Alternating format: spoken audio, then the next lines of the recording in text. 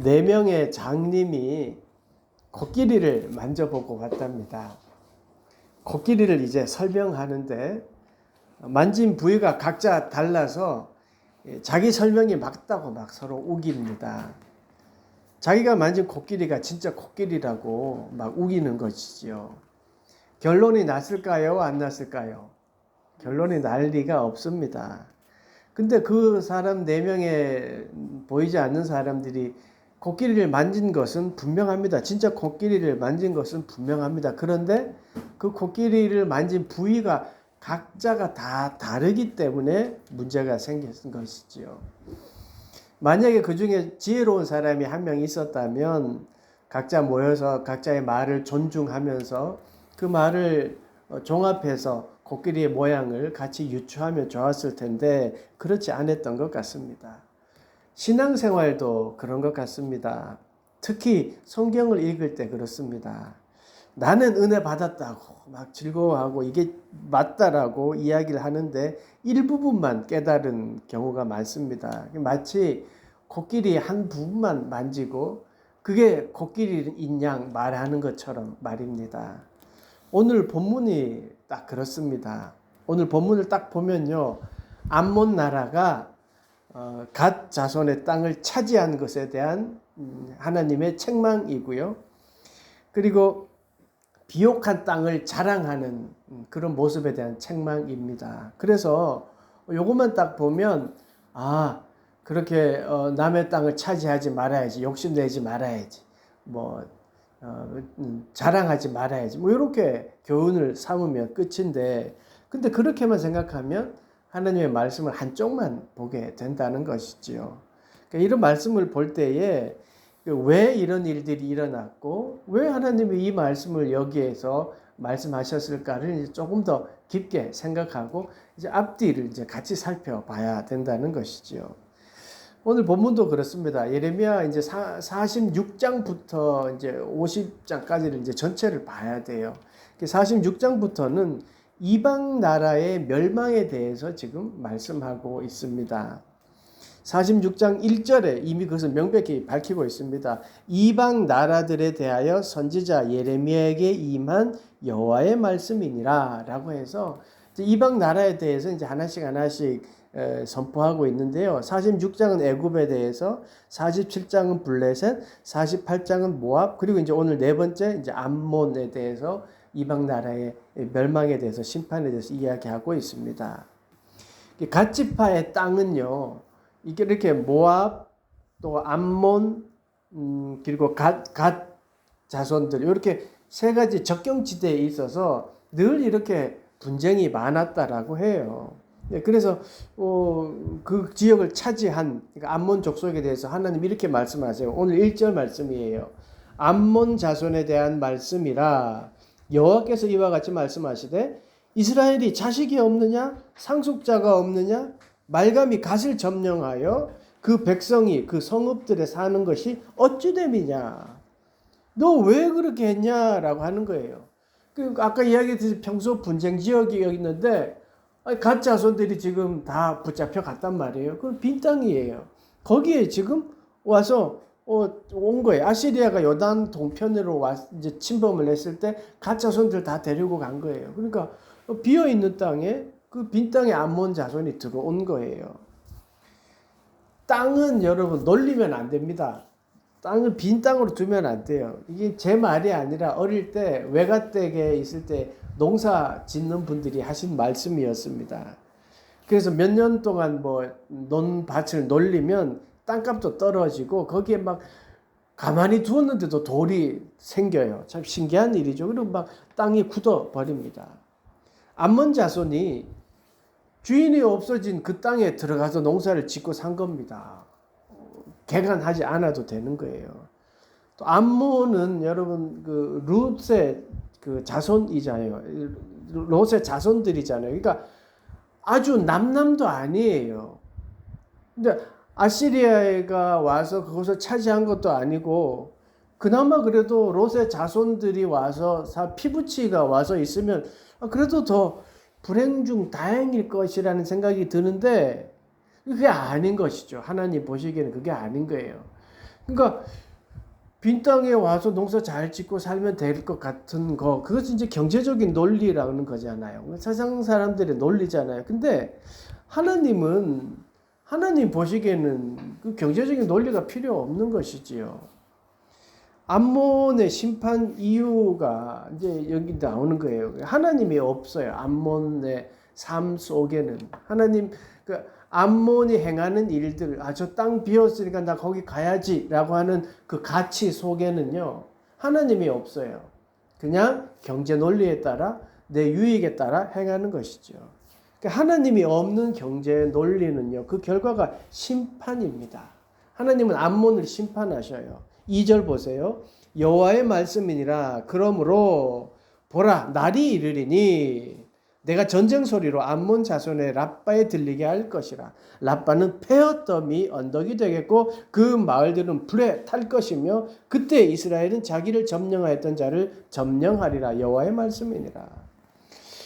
암몬이 생각하기에는 빈 땅이었고, 그래서 가장 합리적인 방법으로, 또 합리적인 방법에 따라 그 땅에 가서 그냥 빈 땅에서 농사 짓고 있었습니다. 그런데 하나님은 그렇게 했던 암몬에게 말하기를, 너희 도시가 폐허 언덕이 될 것이고 마을은 불타게 될 것이고 니들이 그렇게 점령했지만 이스라엘이 다시 돌아와서 너희들을 다시 점령할 것이다 라고 말씀하십니다.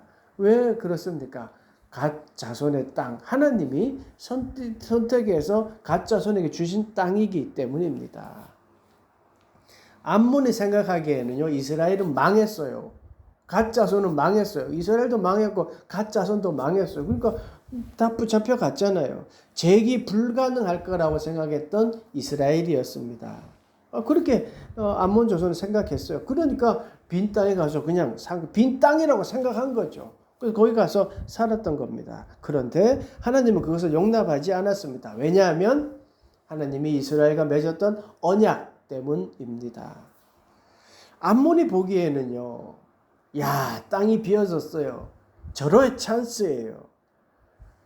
누구든지 차지할 수 있는 땅이기 때문에 내가 먼저 가서 차지했어요. 근데 하나님은 아니었어요. 하나님은 그곳을 갓 자손의 땅으로 여전히 여기고 계셨습니다. 그 땅에 돌이 들어가든 밭이 굳어지든 상관하지 않으신 거예요. 그냥 갓 자손의 땅이었던 거예요. 그렇게 하나님은 언약을 지키셨습니다. 그래서 하나님은 망한 이스라엘이라고 너희들이 생각하지만 아니야. 다시 돌아올 거야. 다시 너희를 차지할 거야. 점령할 거야. 라고 말씀하십니다. 암몬이 보기에 불가능할 것 같은, 완전히 망했다고 생각되었던 그 땅이었지만 하나님은 언약을 바라보시고 여전히 갓 자손의 땅, 축복의 땅으로 여기고 계셨습니다. 하나님은요, 보이는 현상이 아니라 언약을 말씀하셨습니다. 북이스라엘이 망하고 남유다가 망했습니다. 재기 불가능할 것 같아요. 그게 현상이에요. 근데 하나님은 그 현상을 보는 게 아니에요. 언약을 말씀하셨습니다. 그 언약이 무엇입니까? 아브라함 때부터 말씀하셨던 그 언약입니다. 축복의 땅이 되게 할 것이다. 현실은 북이스라엘이 망했고 남유다 예루살렘이 무너졌고 백성들은 포로로 붙잡혀 갔습니다. 그리고 그런 상황 속에서 이스라엘 백성들도 혼란스러웠고 언약을 잊어버렸을 수도 있습니다. 그렇지만 하나님은 하나님의 백성들과 맺었던 그 언약을 여전히 기억하시고 계셨던 것이죠. 갓 지파의 땅은 하나님이 분배하신 땅입니다.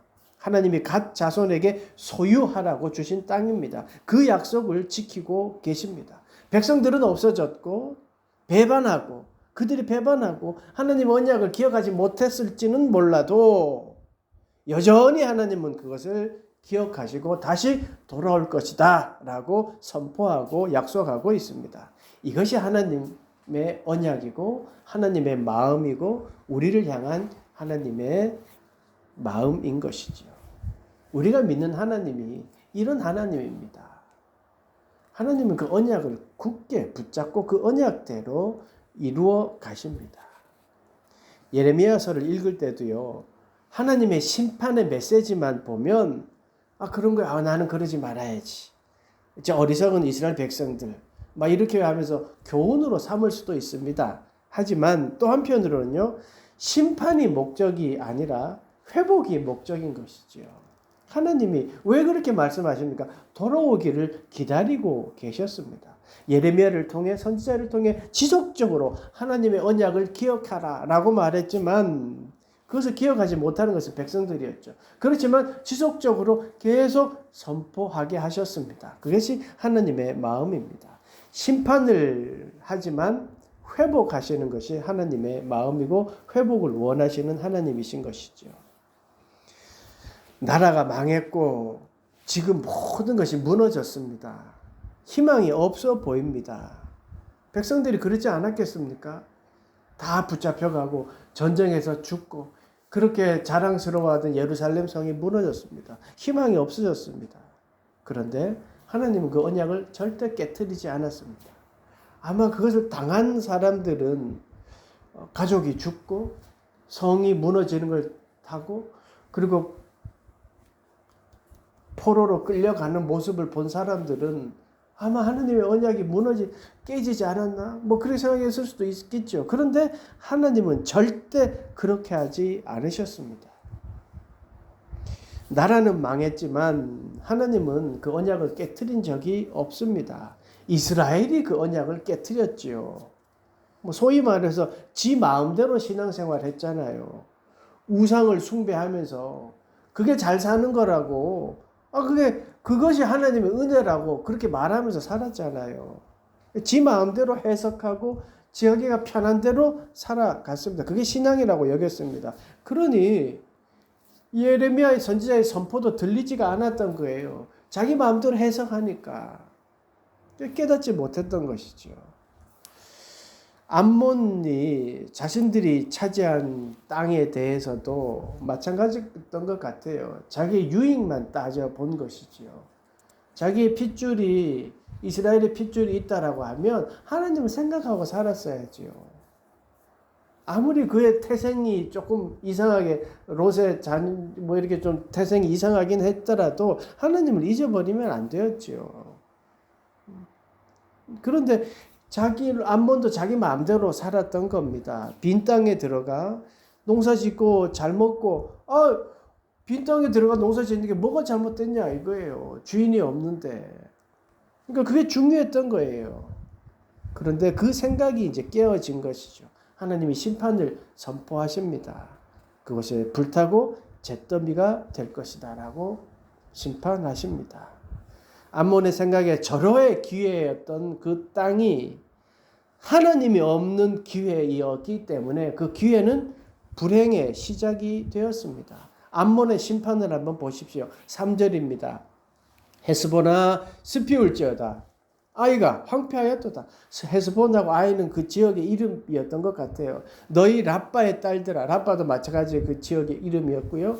부르짖을지어다. 굵은 배를 감고 애통하며 울타리 가운데서 허둥지둥할지어다. 말감과 그 제사장들과 그 고관들이 다 사로잡혀 가리로다.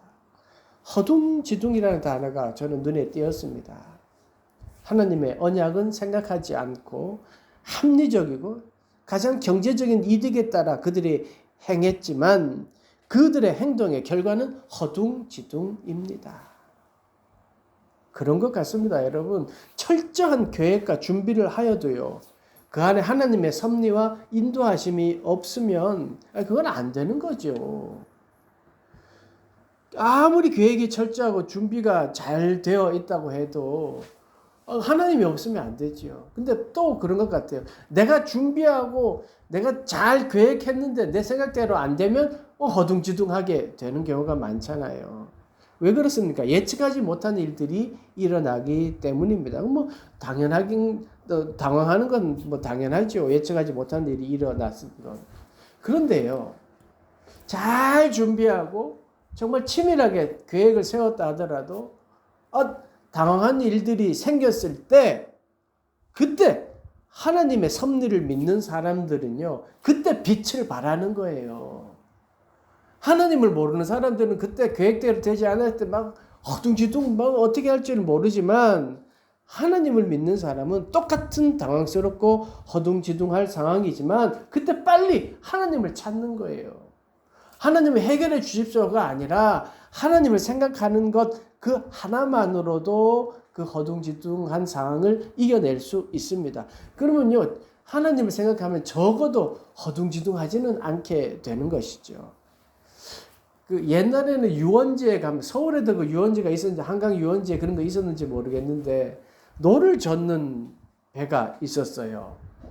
노 젓는 사람, 또 앞에 사람 하나 혹은 3명이 타는 조그마한 노를 젓는 배인데요.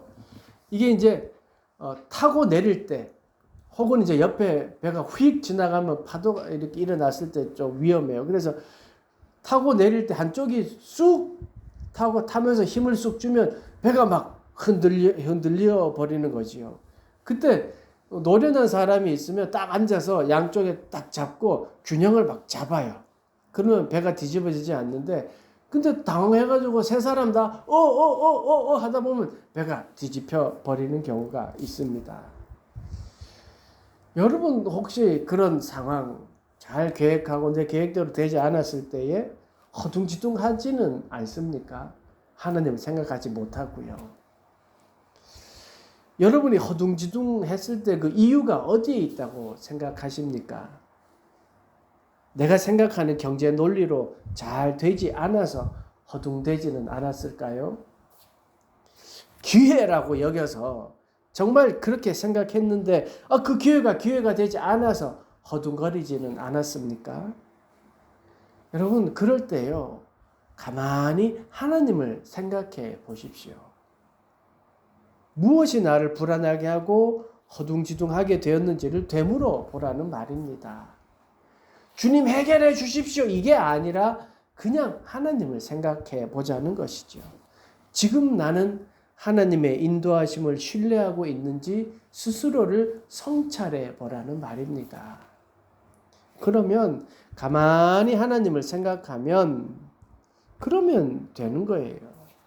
그러면 하나님을 생각하면요, 적어도 중심을 딱 잡을 수 있는 것이지요.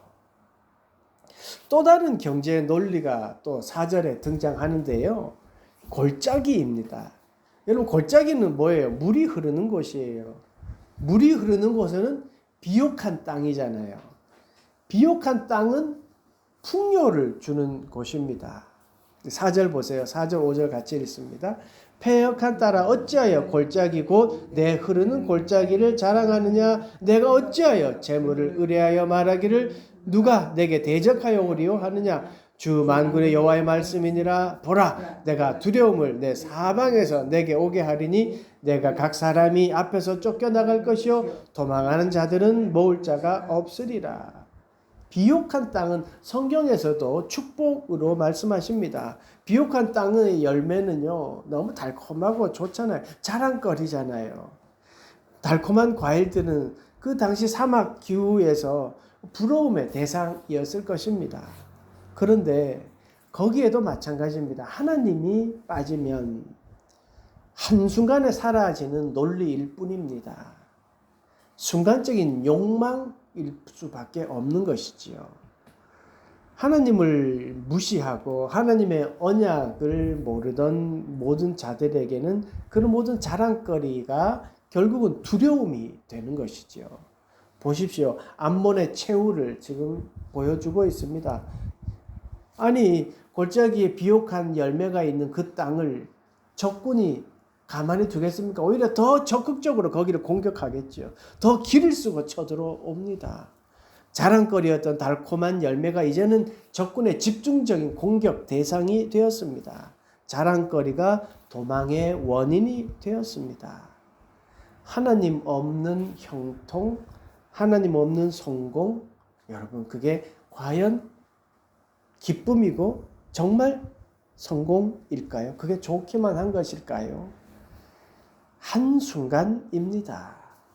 그것들이 결국은요, 악한 사람들, 적군들 혹은 악한 영의 공격의 대상이 된다는 것을 오늘 말씀하고 있습니다. 자랑거리 속에, 나의 자랑거리 속에 하나님이 없다면 그것은 자랑이 아닌 것이죠. 암몬이 지금 그것을 보여주고 있습니다. 그리고 그러나로 시작하는 오늘 본문의 마지막 절입니다. 6절입니다. 그러나 그 후에 내가 암몬 자손의 포로를 돌아오게 하리라 여호와의 말씀이니라. 그러나 그 후에 어떤 일이 일어난다고 합니까? 암몬을 회복시킨다고 말씀하십니다. 요 앞에 모압도 동일하게 회복하신다고 말씀하셨는데요. 여기서도 회복을 예언하십니다.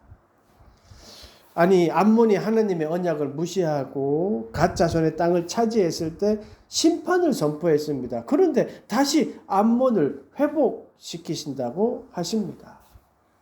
왜 그랬을까요? 모릅니다. 사실은 모릅니다. 그런데 중요한 것은 하나님이 그렇게 하셨다는 사실입니다.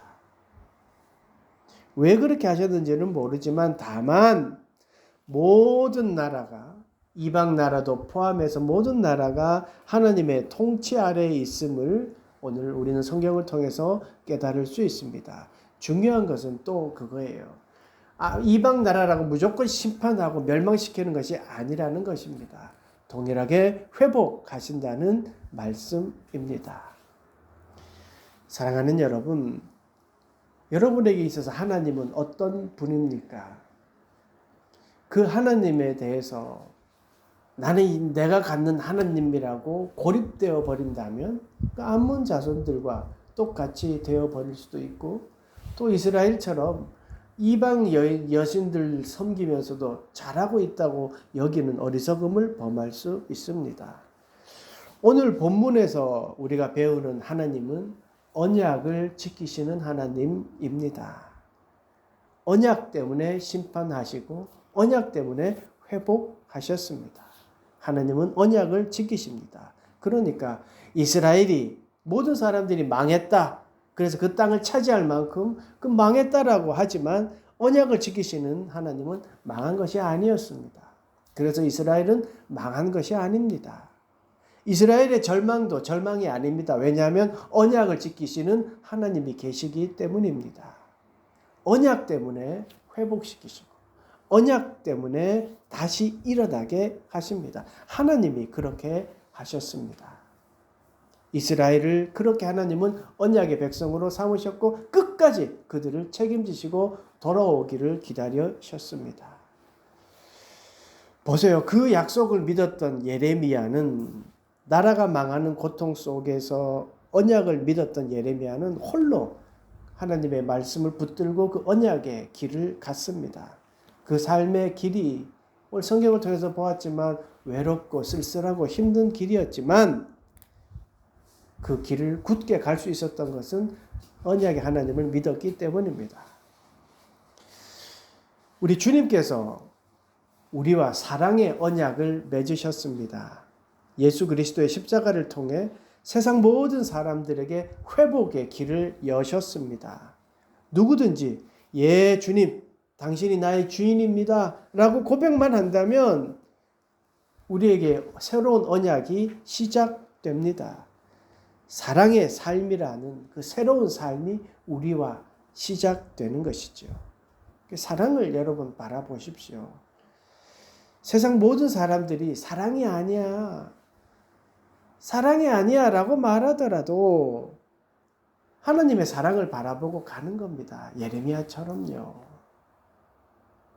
세상 사람들이 그렇게 바보처럼 살지 마 라고 하지만 그 사랑이 진리임을 알기 때문에 우리는 사랑을 선택하는 겁니다.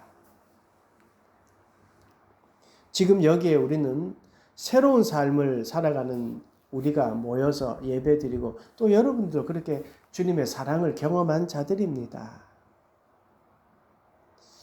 주님이 우리를 그것을 위하여 부르셨고 은혜를 베푸셨고 그리고 완전한 회복을 기다리고 계십니다. 그래서 우리에게 서로 사랑하라 라고 말씀하셨습니다.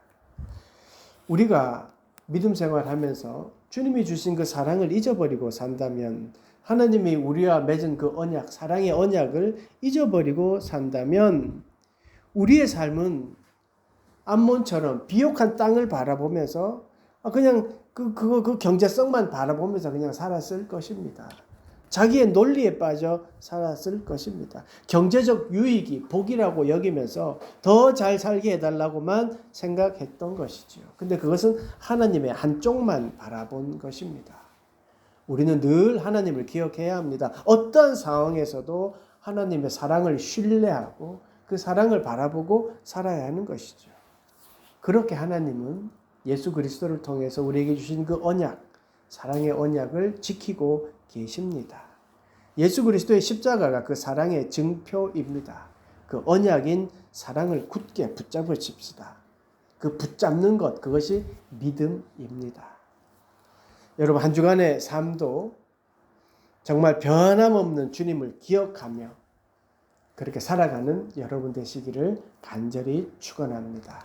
기도하겠습니다. 하나님, 우리의 나약함과 수많은 변심에도 변함없이 우리를 사랑해 주시니 참 감사합니다.